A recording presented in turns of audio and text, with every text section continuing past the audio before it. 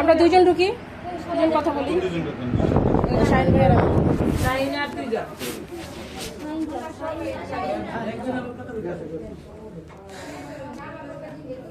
বুঝবো।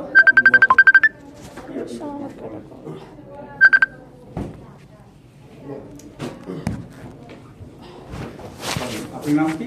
মোহাম্মদ শাহিন। আমার নাম জান্নাতুল ফেরদৌস। কি সমস্যা বলেন? এখন বিষয়টা হচ্ছে, আমরা মনে হয় এর আগে আপনাদের কাছে আসছিলাম। আসছিলেন? হ্যাঁ, সিভি দিয়েছিলেন। জি, সিভিও দিয়ে গেছি। তা এখন হচ্ছে আমরা তো কিছু লোককে ডাকায় আপনারা অ্যাপার্টমেন্ট দিচ্ছেন, আর আমরা তো পাইনি। তো হচ্ছে আমাদের এখন আপনার ওই কথাটা আগে জবাব দেন, যা বলবেন বুঝি বললেন আর কি। এই জন্য আমার এখানে সিভি পড়ছে 180-85 জন। আমি কি 185 জনকে চাকরি দিতে পারবো? এখন তা তো পারবেন না, আমরা তো অনেক পুরনো লোক। সেটা পুরনো হন যাই হন, আমরা কিন্তু এর বাইরে 80 জন আমরা চাকরি দিব। সেই সিভি জমা দিয়া আমরা কিন্তু কাজটা নিয়েছি। কারণ আপনারা পুরানা লোক না নতুন লোক, সেটা তো দেখে আমি তো আর নেই। আর ওনাদের সাথে আমাদের এরকম চুক্তিও হয় নাই, টেন্ডার এরকম হয় নাই যে জান্নাতুল ফেরদৌস আসবে একজন পুরানো লোক আর নিতে দিব না। এটা তো বলা হয়নি। আমরা তো মনে করেন তারপরও বেশি বেশি ইন্টারভিউ নেওয়া হয়েছে। ওখানে ইন্টারভিউ রেজাল্ট অনুযায়ী আমরা কিছু লোক নিছি। সেটা আমাদের জন্য অনেক সমস্যা হয়ে গেছে। তারপরে নিছি আমার লোকগুলি তো, আমি তো অনেকদিন যাবত করেছি, আমার লোকগুলি তো আমার চাকরি। এখন আমরা তো হাসপাতাল অনেকদিন ধরে কাজ করতেছে না, ওখানে তো আমরা অনেকদিন ধরে কাজ অন্য প্রতিষ্ঠানে ভাই, সেই আমি বলি অন্য দিক ধরে করতেছেন বলে হাসপাতাল কিনা ফেলা নাই। আমরা তো বেতন ছাড়া 10 মাস ডিউটি করতেছি। আমাদের অধিকার আছে না স্যার? আমরা বেতন ছাড়াই 10 মাস ডিউটি করতেছি, বেতন ছাড়াই। এগুলি তো গিয়া ইসেদের কাছে বলবেন। পরিচালকের কাছে আমরা গেছিলাম, এখন কিছুক্ষণ আগে আমরা গেছিলাম। কি বলছে পরিচালক আপনাদের কাছে পাঠাইছে আমাদের। বলছে যে বলবা যে ডাইরেক্টর স্যার বলছে আমাদেরকে নেওয়ার জন্য। আমরা তো এরকম প্রত্যেকটা লোক এখন যে 175 জন যদি আইসা কথা বলে, আমি 175 আমাদের তো 175 জন লোক না, 175 জন হাসপাতাল থেকে আপনাকে লিস্ট দেয় নাই। আপনাকে তো বলছে হাসপাতাল থেকে আমাকে কোনো লিস্টই দেয় নাই। স্যার তো হাসপাতাল থেকে কোনো লিস্টই আমাকে দেয় নাই। হাসপাতাল থেকে লিস্ট দেওয়ার এখতিয়ার নাই। এখতিয়ার নাই না। আচ্ছা ঠিক আছে, এখতিয়ার নাই। ওইখানে তো সারা বাংলাদেশে সরকারি তো বলা আছে যে গভর্নমেন্ট বইলা তো দিছে যে পুরান লোক বহাল রাখার জন্য। পুরান লোক বহাল রাখার জন্য সেটা একটা পার্সেন্টেজ। সব যদি বহাল রাখে তাহলে তাও চলবে না। স্যার আপনারা যদি পার্সেন্টেজ সেটা আমাদেরকে বলতে হবে। দেখো তোমরা তো পুরান লোক কাজ করতেছো, তোমাদেরকে তো আমরা বাদ দিতে পারি না। আমার একটা পার্সেন্টেজের প্রয়োজন আছে স্যার। আমরা তো সেটা তো আপনার সেই পার্সেন্টেজ আমরা তো রাজি হইতে পারতাম না। রাজি হইতে পারতাম কি? আরে ভাই, আমার তো লোক ছাড়া তো আমি অন্য দিতেই পারতেছি না। আমি কেমনে পার্সেন্টেজ করে কথা? এখন আপনি ওদিকে বলছেন যে আমাদের গ্রামের লোক আছে স্যার। আপনার কি টেন্ডার কি দিচ্ছে আপনার গ্রামের লোকের জন্য স্যার? গ্রামের লোক না, আমাদের আপনার কি গ্রামের না কি শহরে জন্ম? আপনার বাড়ি গ্রাম না?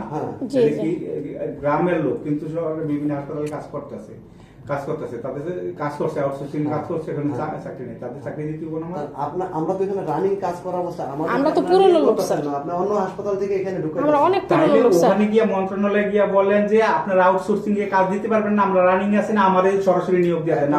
স্যার আমাদের তো কিছু লোককে ডাইকা স্যার বলছিল যে মানে টাকা পয়সা চাওয়া হয়েছে, যে চাইলে টাকা দিলে নিবে।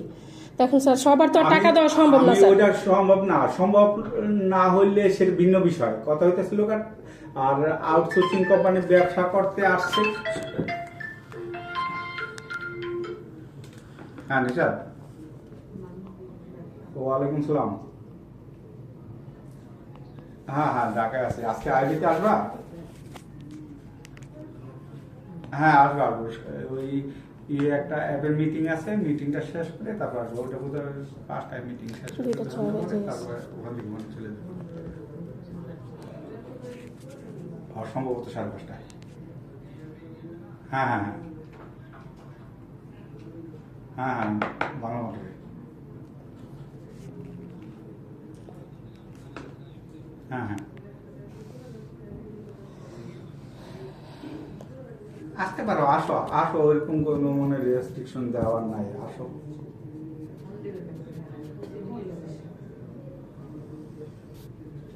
হ্যাঁ, যেহেতু সর্ব ওপেন মেসেজ দিছে, ওপেন দিছে, অ্যাপের গ্রুপে দিছে, তো আসতে পারো, আসো। আচ্ছা,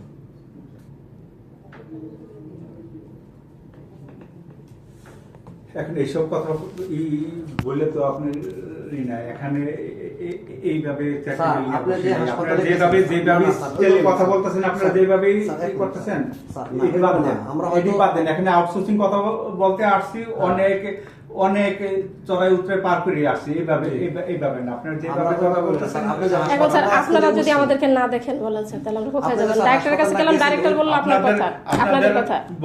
বলা হয়েছে যে টাকার কথা বললে আপনাকে টাকা দিতে হবে না, হুমকি দেবো। তাহলে আপনাদের এখান থেকে আমি একটা লোক নেব না, যা করতে পারলেন করেন না, আমি একটা লোক নিব না। আপনি যে স্যার হাসপাতালটায় উঠছেন বা গেছেন, ওইখানে যে পরিষ্কার গুলো করছেন, এটা আমরা বেতন সারা পরিষ্কার স্যার, করছি, ওইখানে আমরা কিন্তু এই রীতিতে সেটা ডিউটি আপনার সাথে করছি। বলবেন, সেটা কি আমার সাথে বলবেন? কেন আপনার সাথে আপনি করছেন? স্যার, আপনি বিনা পয়সায় চাকরি করতে যাবেন কেন? আমরা তো- করতেছেন না, আপনি ঠকবেন এই কথা বললেন। না না, আমরা ঠকান না স্যার, আমরা বলছি স্যার, আমাদেরকে বলছে তো- যারা এই কি tender- বাইরে যারা টেন্ডার নিবে, বাইরে হ্যাঁ, ও সরি, বলছে যারা টেন্ডার নিবে তোমাদের ব্যাপারে আমরা কথা বলবো। তো আমরা তো এই আশ্বাসেই তো স্যার আমরা স্যার, আমাদের আগে আপনি যে কি এদের ডাইরেক্টর ছিল, সাথে- না না আমাদের সাথে না স্যার। না আমি ভাই তেরো টাকা না এদের এসে ঠিক আছে, শান্ত হন। বসুন, বসুন। আপনি বসে কথা বলুন। বসেন বসেন বসেন, আপনি না, কথা না, বলুন, না, কথা সম- বলুন। ই হয় না আসলে কি হয়, বসেন বসেন।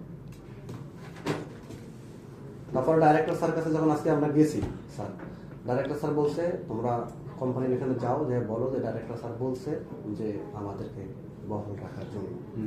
এখন এই জন্য